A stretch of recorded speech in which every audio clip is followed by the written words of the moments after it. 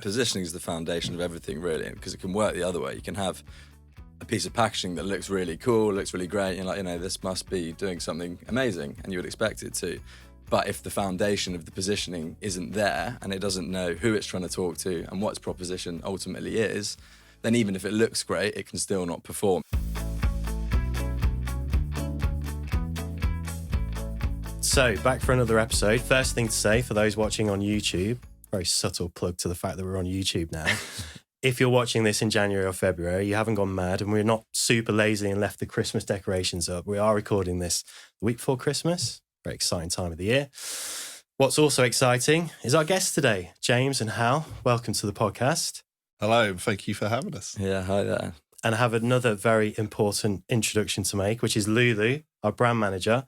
Welcome to the podcast. Thank you. Feels a bit strange welcoming you to the podcast that you probably spend more time working on this podcast than any of us combined behind the scenes, in addition to doing focus groups, trend reports, gap analysis, competitor benchmarking, and now branding. I don't know how you find the time, really, but thank you for keeping this podcast running. Sorry, I had to embarrass you a little bit.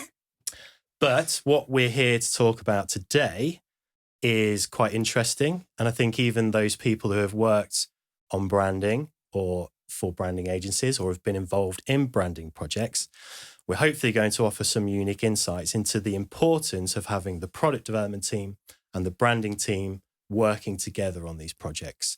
Because we've had the pleasure of working with you, James and Hal, for the last 5 years now. 5 years, yeah. Obviously, product development team being Tastehead, Buxton being the branding agency, BuxtonThreeTwo. And what we found over those 5 years is the closer we've worked together, not only do we avoid pitfalls and some common mistakes that you can see out in the market, but there's some interesting opportunities that you can unlock as well. And so now that we've been offering kind of these unique branding services under the Tastehead umbrella, obviously with you serving as our design team, thought it would be good to run through some of the things that we've learned over the last 5 years or so. So first of all, maybe let's start with an introduction to you guys and to why we decided to work with you 5 years ago after we'd only started Tastehead a year or so. How about I think that was very early on, actually, because I think we were more or less starting at the same time that you guys were, and we formed the partnership nice and early. But no, James and I met about 5 or 6 years ago now, wasn't it? Yeah. And decided to build BuxtonThreeTwo. So we are a creative agency building brands in the F&B space. We do a little bit outside, but generally food and beverage is where we live. We build brands from the ground up, whether it's an entrepreneur who's coming with an idea and working on the product and they need to bring everything to life, or whether it's someone who's maybe 18 months down the road and looking to rebrand and, go again, and some household global brands, big names as well. All of that is stuff that we do, we build together, and that's pretty much how we've been going, really. Yeah. I think the key things for us as a brand and agency, similar to yourselves, we were working with a lot of startups. They don't have the big budget, and that's how we got introduced into the world of brand as well. Obviously, backstory of working in different sectors, etc. But we started working with a lot of founders. Choice as well, because love people who are just passionate about giving up a career to go start an olive brand or whatever it might be. And working with those guys, it sort of really helped shape our approach to brand building. And I think we keep it quite like any agency wants to do challenge and creative and have work which is put in all the magazines you see on sites and really challenge and creative work. But for us, it was like really understanding what them foundations are and starting with those first. So it's understanding like what the shared narrative is and how we sort of tell that, and taking away the guesswork as well for us. So for instance, if we're presenting something and a client will go, I don't know if my partner likes blue, and it's like, well, it's not for you guys, it's for an audience, and we need to remember that. So that foundation work really helps us sort of shape where we're going to take a brand. And then it's almost like you learn what the rules are as well, and then if you want to break them, or if you're going to be challenging with your brand, whatever your angle is, you can then go do that because you know what the rules are. And the creative just comes part of that, and good creative work should be a good reflection of what that brand is. It's just a part of it. And the brand building is core for us. And it's all these other elements, what we build out from creative identity to marketing, whatever that might be, that's the core of what branding is to us. It's just really, it's storytelling, basically. But yeah, my background before was actually helping startups raise investment. So as well as the branding element, we've always tried to build a wider proposition to startups and entrepreneurs in the space. Also, hence our kind of partnership, looking to try and build value adds as to where we can offer value along the journey that isn't necessarily directly related to what we do, but we know is helpful to the people that we're going to be working with. Yeah, and just to jump into that, the reason it came about, we started working with startups from the start at Tastehead, and it just so regularly we would hear, oh, right, the product development's underway, that's great. When do you do the branding and packaging design? And we were like, we don't get involved with that, but we've worked with Pearl Fisher or, other big agencies, and startups don't have tens of thousands or hundreds of thousands of pounds for branding, understandably. So we wanted to find a smaller agency that still we felt had, high quality work that would be suitable for startups. And we shopped around a lot, and you guys were the clear winners. And so we said, right, let's have a go at a bit of a partnership that was quite kind of, we would just hand clients over to you initially, but then over time we saw this importance of working together. Yeah. My background was in youth sports, worked in that industry for quite a few years, was involved in it as a kid as well. And I think that's where my love of branding come from, because it's like, whether you're into BMX and skate and whatever, if you see a guy or kid down the street wearing a similar T-shirt, a brand, you're like, I've probably got a shared interest with those. And I think that's where I got the love of branding from. And working in youth sports as well, it's very cult. It's very like, not they welcome outsiders, but it's like they're quick to judge if you're like a corporate trying to get on board with it and that. So you have to have a real, true, authentic narrative and honesty, really. And I also think that background helped us with working in an F&B as well, because as you know, there's a world of brands and products out there, from functional to very taste-led.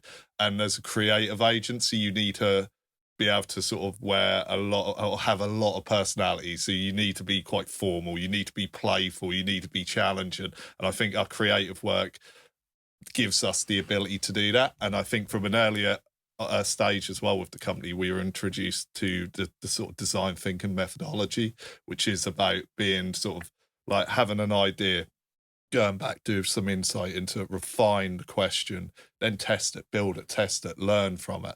And what that done is it gave us the platform to be challenging with our creative, but doing it for a certain reason. And I think just those factors coming together has just sort of like helped us sort of with our growth. And it's that approach and being likable people as well always helps. Just about. I can vouch for that. Yeah. I know we quickly want to get to try and get to kind of genuinely unique insights rather than just going over the basics. But I do think it's always good to start with, what is branding? What is a brand? I know it's something that you kind of wax lyrical about often, James. So give us your little pitch. I forget what I say a lot of the time. But basically, one thing we always start, I think we have a classic slide on our deck, is it is not a logo. It's not a piece of packaging. It's not a website. A brand is, like I said earlier, it's storytelling. It's understanding what you want to be and to who. And I think that's sort of one of the fundamentals for us, and what we try and sort of get out of our clients at a very early stage, what they're setting out to do, whether it's solving a problem, whether it's challenge, or just delivering a great tasting product. Really try and understand what they're trying to do at that early stage. It's about understanding who you're trying to talk to, what they're looking for in their life, and how you can provide it to them, essentially. I've got a couple of good quotes that I always like to bring up. So David Ogilvy said, the intangible sum of a product's attributes, its name, packaging and price, its history, its reputation, and the way it's advertised. And then another one that sums it up in a really nice way, Marty Neumeier, who, I've read a couple of his books on branding, incredible. He says, a brand is a result. It's a customer's gut feeling about a product, service, or a company. It's not what you say it is, it's what they say it is. A brand is your reputation. And that comes back to your point about, it doesn't matter if you like blue or not, it's not for you. Yeah, exactly. Yeah. And that's what's important about like understanding that sort of the core narrative, what you're trying to say. Because for us then, we need to go away and build that, extracting that narrative, and that builds into the the perception, basically, what we're going to look like, how we're going to look and behave online, what the visual world looks like, what the packaging looks like, all these areas. That's what I mean. The core for us is that brand sort of proposition and what you are. All these other elements just build into it. And so, yeah, for us, it's about that perception and projecting ourselves in the world in the right way, so you can deliver on that promise. But you also need to ensure that, like, you can't just like say on this. You have to live it. You have to breathe it, and you also have to deliver with the products as well. So if you're making a promise, you have to deliver with that end product, whether it's taste, what functionality, whatever it might be. You have to deliver on that promise. And so it basically always starts with the brand positioning. It's king. It's so important. It's the one aspect that I think we see startups that think, I know a friend that does great design work, I'll get them to just design the packaging, and they completely miss that positioning step. Yeah. And it's so important because you're setting up that expectation of how the product's going to be delivered. You're saying something through the positioning as to who it's for, who it isn't for often. And it's the step that we see get missed. And if that's the case, unfortunately, there's been a few projects where clients either haven't had the budget to go with you, or they've known someone that said that they can do it. And we've developed a great tasting product that's got some amazing groundbreaking functionality. And you see the packaging, you see the brand, and your head and your heart sink, because you know that as great as the product is, it is the brand and the packaging that's going to get that initial sale and do a lot of the heavy lifting at the start. Yeah. And so I think let's start with a little bit about the importance of positioning and how we go about it, and some examples we've seen where it's kind of worked and it hasn't. And the first one that I'll get us started with, a very quick example, and obviously with the bad examples, I'm not going to mention brand names. Apologies if that's a little bit frustrating for people listening, but I'm sure you can appreciate why. But we worked with a startup on a product that was clearly marketed to young people having a really fun time at parties. And it was just so obvious that was what the occasion was. And we saw the packaging design come back, again, done by a different team to us here. And it was an amazing, lovely designed piece of packaging and work, but it looked like it belonged in a garden centre and something that, my sort of older relatives would buy. And it was so disjointed that could just be the end of the brand, because if it doesn't resonate, if it doesn't click, if people don't see it as either aspirational or that's speaking to me, it doesn't matter how good it is, what price it is, they might not ever pick it up. Yeah. Positioning is the foundation of everything, really, because it can work the other way. You can have a piece of packaging that looks really cool, looks really great, and you're like, this must be doing something amazing, and you would expect it to. But if the foundation of the positioning isn't there, and it doesn't know who it's trying to talk to and what its proposition ultimately is, then even if it looks great, it can still not perform. So really, without ironing out what your position in the market is, what's going to make you different, who you're speaking to, everything else just becomes fair. It's either a punt or null and void, really, because it needs to connect. And the positioning is what allows you to connect with a group of customers, and it dictates everything. So if it's, an athletic, or if it's a performance-driven positioning, then that's going to dictate the creative, that's going to dictate typography, it's going to dictate taste and functionality and everything. So it really is the kind of core of the brief from both product and creative point of view, really. And I think this is one of those unique insights that we have, where we've had the opportunity to develop the product alongside the brand, and even at a positioning level. The positioning can influence the ingredients that you use. It can influence the flavors you choose to use. And if you're not doing the two together, which, look, sometimes isn't always possible. And of course, if you do discover something later on, you can, at a slight expense probably, and a delay to the timeline, go back and tweak, etc. So it's not like you've completely missed the boat. But the benefits of developing the brand and the product together, all sorts of things that it unlocks. I mean, the amount of times that we've sent you guys some samples and you raise points and makes us think differently, and vice versa.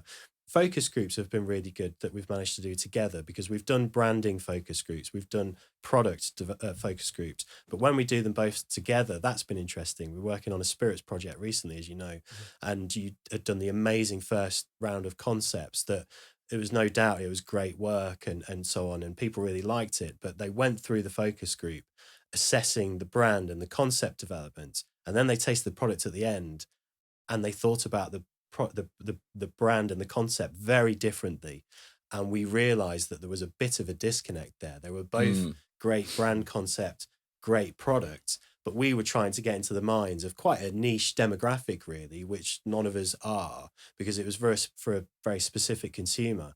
And try as you might to put yourself in the mind of those people and think what they might think, you can't always do that. And the benefit then of having done that focus group with the brand development and the product development happening at the same time had a real big impact on the direction of the rest of the brand development. Yeah, for sure. And I think there's nothing wrong with that as well. You're going through that process, and that's what makes it unique. But you're going through that process. It's better to learn now than you spend X amount on packaging and bottles and marketing. You pushed it out there and it's not aligning. So that whole process of like being like taking an idea, putting it together, testing it, whether it's focus groups, quant data, whatever it is, it's great to do at this stage, because then you learn your lessons and what you need to do. And like for that case, for example, there was a misalignment with taste, and it's now an easy thing to rectify.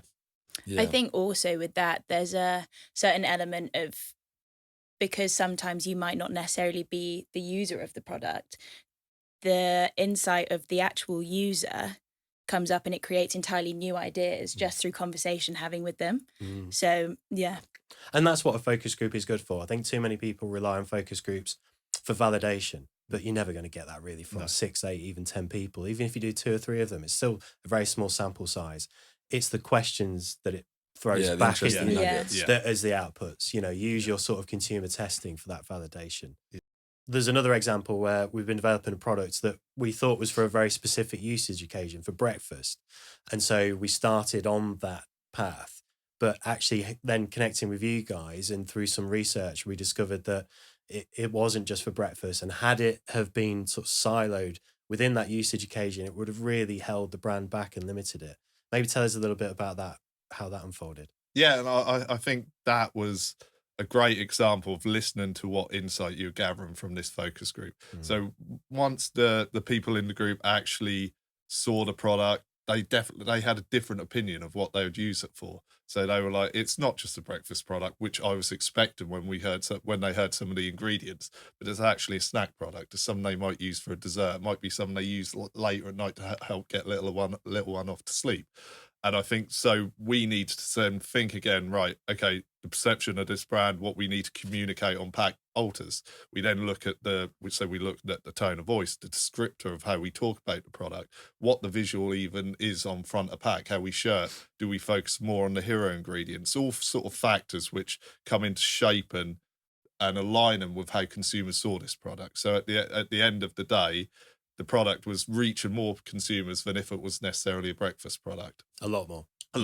Yeah. And we're able to validate that as well, weren't we, through doing an initial test on the perception to see what people perceive the product to be, making creative and messaging amends, and then retesting it and ensuring that like the perception had changed to what we were hoping it would be. And I really like the amount of testing that we do with the projects with you guys, because as product developers, we're sometimes hesitant to do things like focus groups and consumer testing. I mean, look, we sell the services, so of course, you know, there's a benefit for us to sell those services, but we've also seen how sometimes it can either be a waste of money. It can sometimes give you a false result because the consumer can't always articulate what they mean. They'll say bitter instead of astringent, or, you know, just as a random example.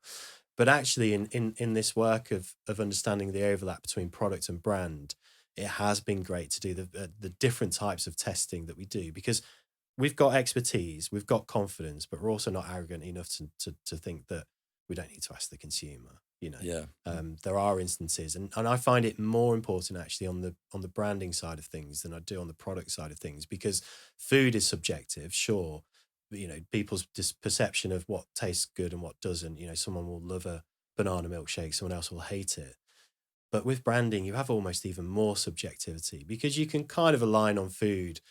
Most people will like this sweetness level, or they'll like this heat level, or they'll like the texture to be like this. But on branding, it could be black and white minimalist, where someone else thinks neon colors and wacky, and, you know, an infinite number of sort of combinations in between that. Yeah. So I think that's why testing on this does work quite well, because there's just, you know, it's the possibilities are sort of endless in a way. Yeah, exactly. And I think it's not about asking which direction we should go in creatively. Ultimately, we know what insight we're building on, we know who we're building for, what market, whatever, and then we will take the creative direction. But what we can do is validate that we're creating the right perception that we want to. So we can ask people, what do you think of this in simplest form? And we should get the perception back that we're looking to create. I mean, I suppose the danger of, and we love Insight and all of the testing, we use it all the time, but the danger of kind of over engineering things with that is that, I can't remember what the saying is, but like in the 1930s, whatever, if you'd asked them, a customer, what they want when they had a horse and cart, they would have said, 2 horse and cart rather than car. So like you can halt innovation in a way from just 100%. listening to customer steering, but you can validate that you're kind of creating a perception that you're looking to create very well. Yeah. Love it. I think the other thing which is quite interesting, going back to your original question about what young brands challenges they face, and what Insight helps us to reinforce some of our beliefs, that we find a lot of young challenger or brands come through, they try and overcomplicate it. They try and really the offer and what they're trying to do, whether it's the product, the idea, the strategy, they try to really overcomplicate it. It's like, just focus on doing one thing really well. The amount of brands who might have a real taste-led product, but they're saying, well, sustainable with this, with that, all these other points. When you actually ask consumers, a lot of the time they don't really care. And yes, it should be a brand should be responsible for like taking care of those fundamental things that the planet needs it. So, but it's not necessarily a USP. But stop trying to build that into your narrative. Like I said, just focus on doing one thing really simple. You can't be everything to everyone as well, which is a line which many people have always said. I think I might have heard you say that before. Yeah, I think I have. Maybe I'm once or definitely not twice. the first to say it either. I've heard it before, but it's like, just you can't be everything to everyone because you become nothing to no one. Exactly. And it's just always resonated with me, that saying.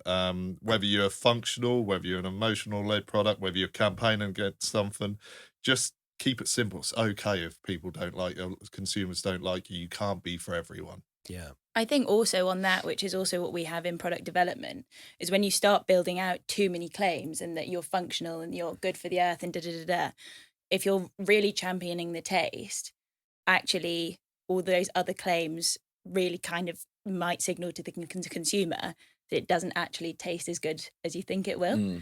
So we say that in product development, go for 1 or 2 must-haves and the rest can be background. Yeah.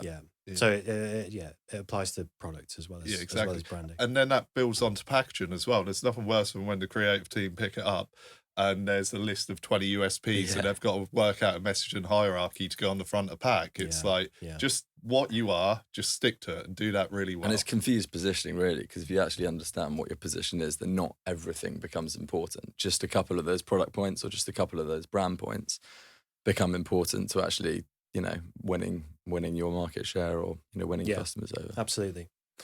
So something else that we have kind of unlocked, and I'm quite proud of some of the work that we've done on this, is really diving into the product experience and starting to map it out. Now, when I worked as part of marketing teams, like at Green and Blacks, we would occasionally do these consumer journey mapping or shopper journey mapping, where you look at the journey that a consumer will go through in store, from first sort of identifying, picking it up, discovering, purchasing it, and going home, and then finishing with kind of experiencing the product. But that experiencing of the product, it sort of ended there. We didn't really have a deep dive into that.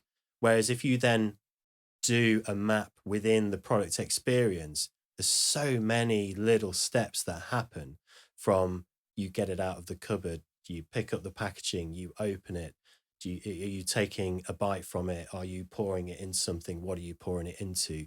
You then share it, you pick it up, do you smell it first, do you eat it, etc. And it's interesting doing this exercise to map that out and then going back through it all, because it's different for every product. It's different for a beverage that might be served in a bar. It's different for a baby food that a mother is making for their baby.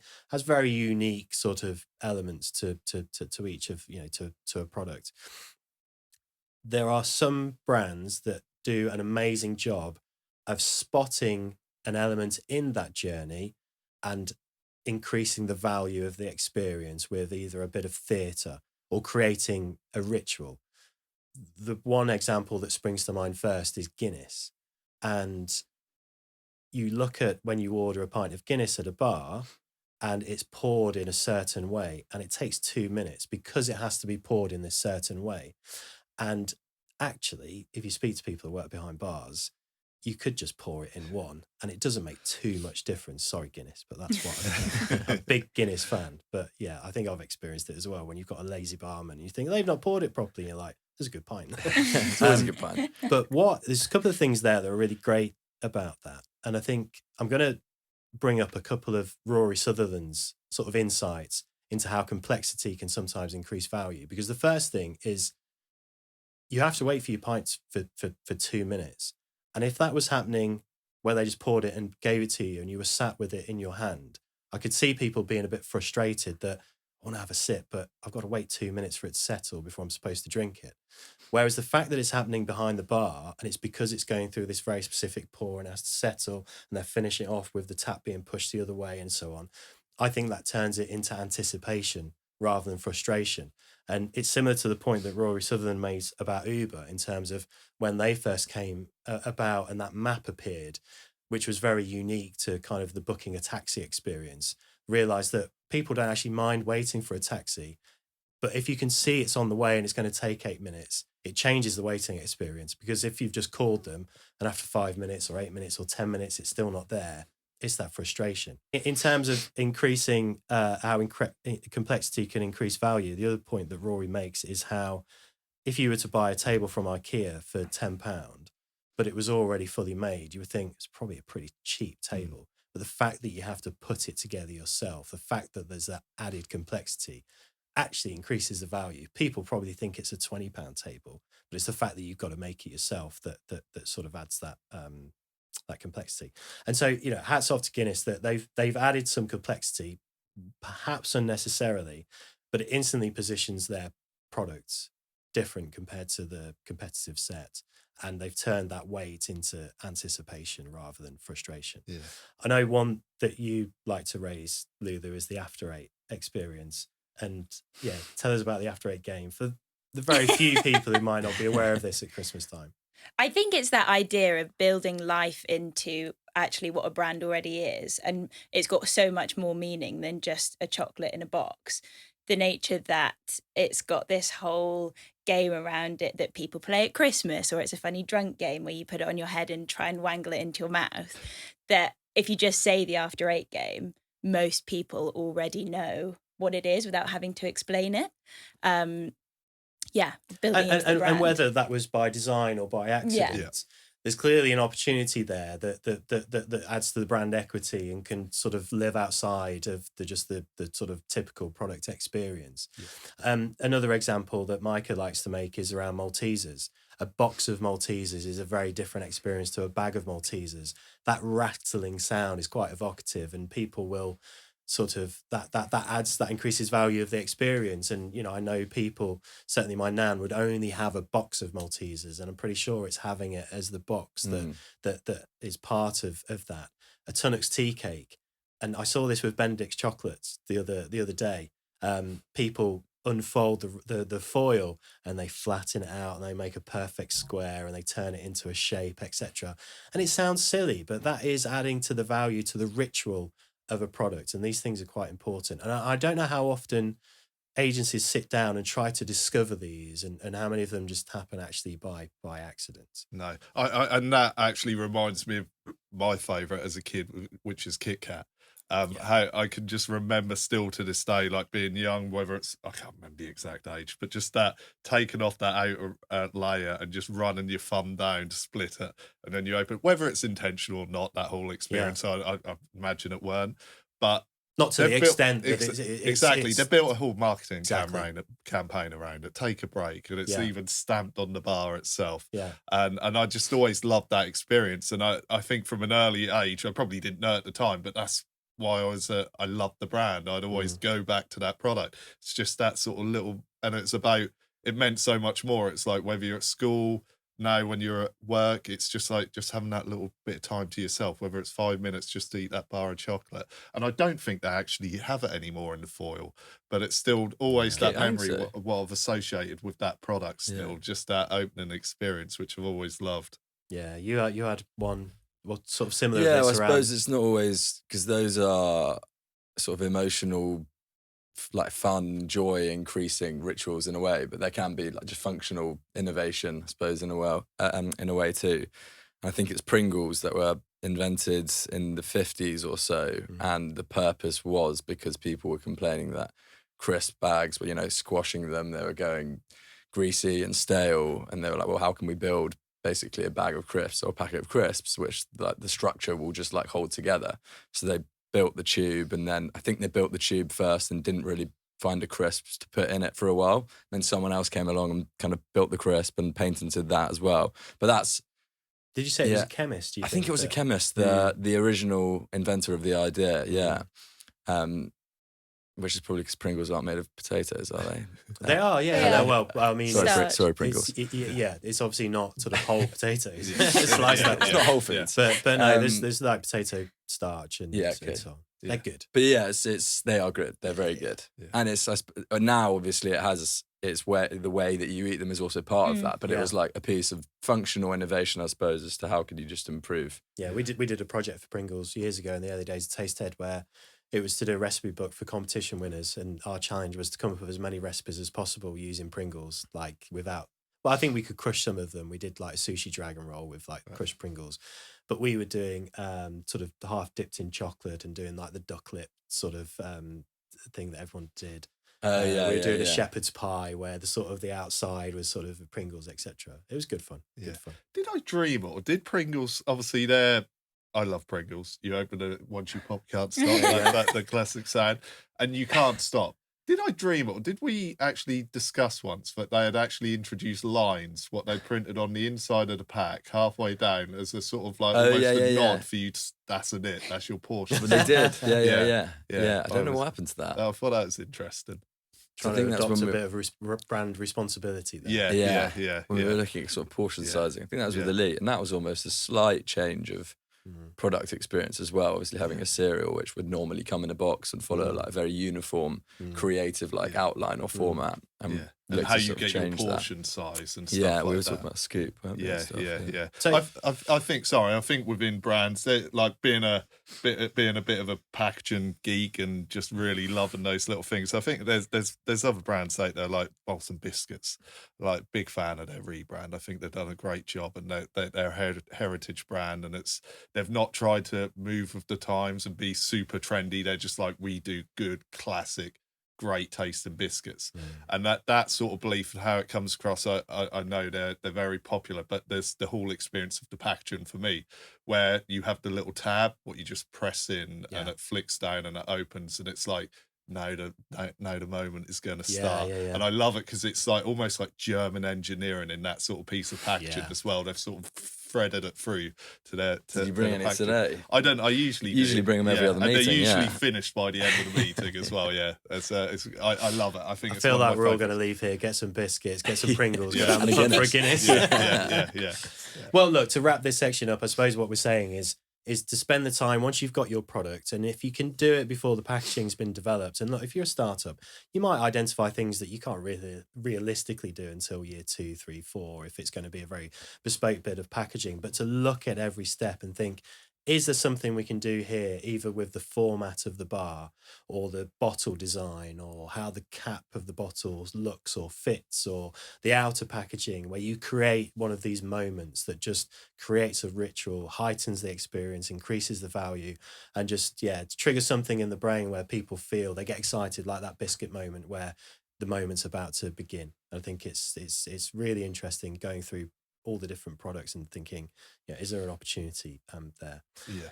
Something else that comes up regularly between us is to talk about how to communicate taste. And this is something that, again, thinking back to other products that either we've developed or other places that I've worked, the product development team go to great lengths to get the product tasting as good as possible, making it as Moorish as possible. And then it goes to the brand and packaging design, and then the people who come up with the romance copy on the front of pack or the back of pack copy basically have a go.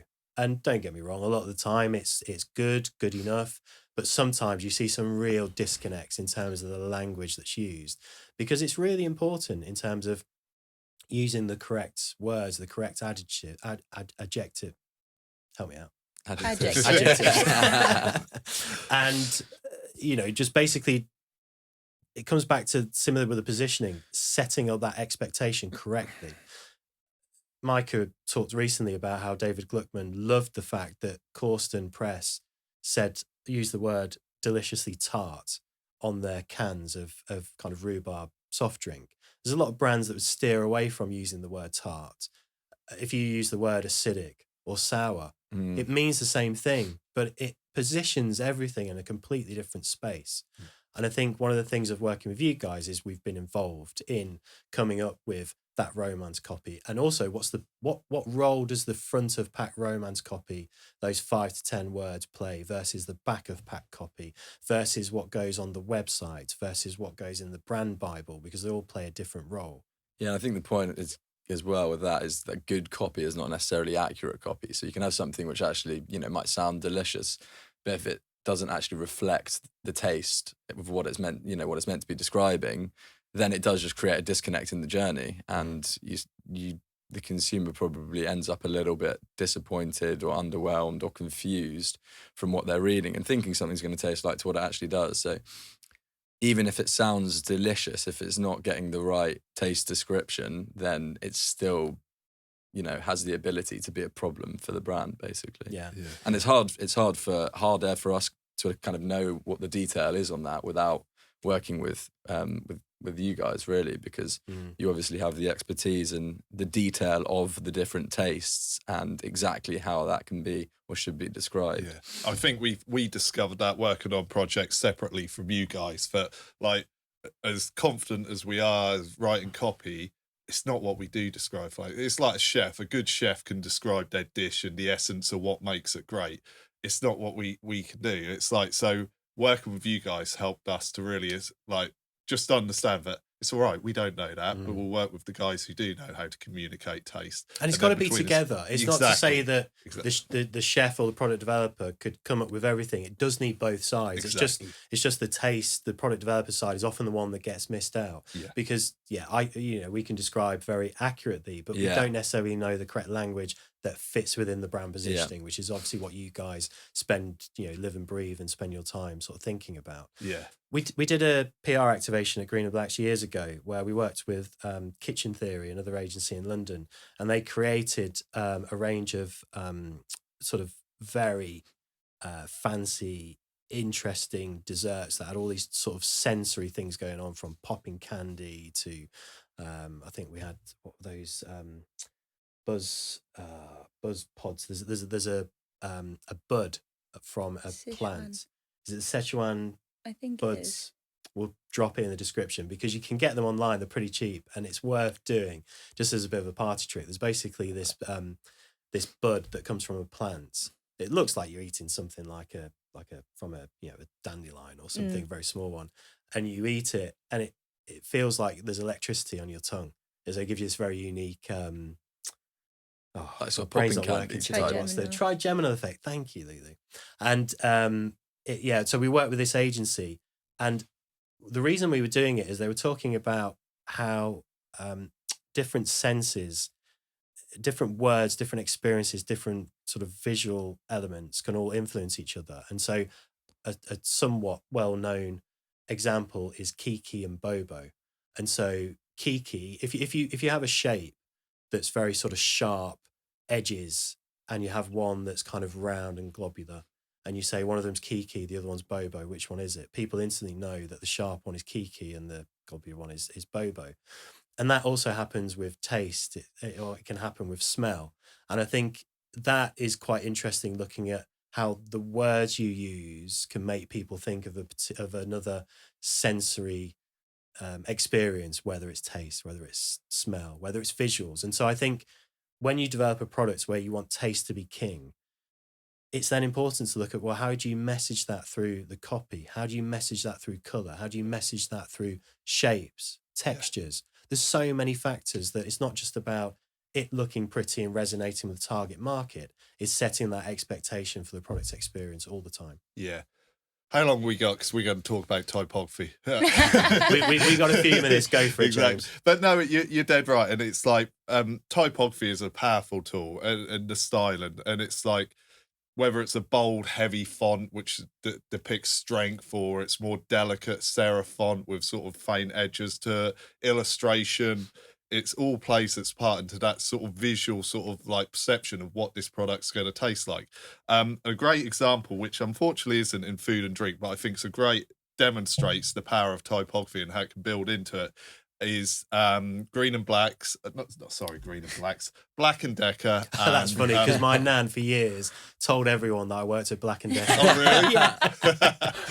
So you're not the first person to do that. Okay. So Black and Decker and DeWalt. Yeah. Same tools, owned by the same company. You look at Black and Decker, their font style, it's sort of got a bit of, it's a sans serif font, so it's got a bit of weight to it, but it's a bit more approachable. It's not too aggressive. You look at their imagery, what they use in marketing, it's a bit more people getting stuck in and giving it a go to self at home and DIY sort of outlook on it. It's the tone of voice is like, you can do it. We provide you with the tools, you can do it. Whereas on the other hand, same tools, DeWalt, it's black and yellow, related to the construction industry. Big, real heavy, weighty font. You look at the imagery, it's people knocking down brick walls with tools and dust everywhere and grit and hard hats. It's saying to the consumer, it's like, we make strong, heavy tools which are going to get your job done on time, on budget, and they're not going to let you down. And it's just a great example how the visual well can come to life to depict the same product in two different lights. Yeah, 100%. Great example. And look, we've got a few more minutes left. We're not going to be able to cover everything, and probably for the best. We can't share all of our secrets, obviously. But just to lead from the taste messaging, what I feel is, I've certainly never seen or heard of it before, quite a unique service that we've come up with, is to do a taste Bible. Most brands have a brand Bible and realize the importance of it, whether it's sharing it with a buyer, with your new starters at the business, an investor, any stakeholder, understanding what the brand is. Well, how many brands do you ask, or do you say taste is one of the most important things about our brand, about our product? But if you drill down into, okay, how can you prove that? What do you do about that? That's where it can break down. The amount of sales teams that I've seen go into pitches and presentations with products, and they know the numbers and they've got the list, but if they're ever asked a question about, why does it taste that way, and what should I have this with, and describe the taste, they don't have the tools or the assets there. And so we've come up with a taste Bible, which is essentially, for the taste credentials of a brand, is serving the same role as a brand Bible in terms of, well, how exactly does the product taste? What words do you use when we talk about this product? What words don't you use? What language is appropriate for social media? What isn't? How does your product compare taste-wise to competitors when we do spider chart analysis that reflects that? What should your product be with, having pairings in, etc.? And it's becoming a really powerful tool for not only the founders, especially of startups, to just have an innate understanding about what should be one of the most important, purchase drivers for their brand, but sales teams and marketers. I saw this, time and time again when I would go and support sales teams and do workshops and classes where you would kind of explain the taste and why it tastes like that and how to talk about it. And it's always just amazed me that there isn't more of that, because you can see the feedback straight away is like, wow, this really helps, genuinely helps, feel more confident when I go into meetings, presentations. And, when you're in that pitch with a buyer or a retailer, it's very weak to say, well, one of our USPs is that we taste the best, because it's subjective. And that buyer's probably been in the category for 6 to 12 months. They might not really know what tastes best, and you might have done all of this work. But how can you show that? And I think this taste Bible is something that we found to be really helpful in communicating it, kind of identifying things and then arming people with it. Yeah, totally agree. And it's for us, it's like no different. We create a brand, we hand over, here's the logo, here's the packaging, go away, build that brand out. Because startups, they don't know how to do that. It's like they've got to bring in, whether it's web developers, social media strategists, whatever that is, they've got to bring in other people, and they need to know that they keep their brand consistent, because good branding is consistent throughout whatever platform it's on. And it's same. It just sort of struck home for us as well. It's like, so if we're doing this brand bible of what the visual world looks like, we need to actually give them a guide how they talk about their project. So like a brand bible, visual identity one, I don't know, you launch in New Zealand, you ask a local agency to do you some marketing flyers, whatever it might be, they will get the identity right. They're gonna miss the product and how you talk about the product. So to include that brand bible, I think especially for young startups, like new brands coming to the market, it's a vital tool for them, because they're going to communicate, like you say, goes into not just how they project themselves to consumers, but also how they're talking to buyers, talking to potential leads, to stockers, whoever that might be. Because like I said, they've heard it all before. Ours.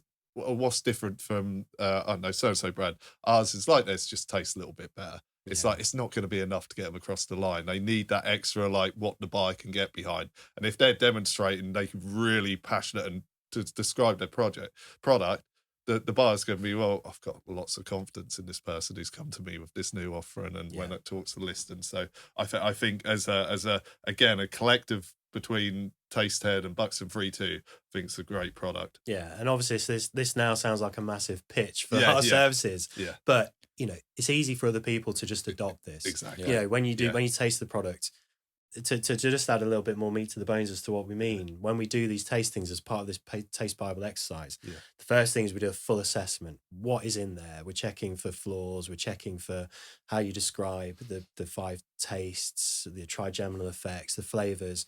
And then when you've identified them, you think about, how does that come through? What are you hit with first? Does that fade away and something come in?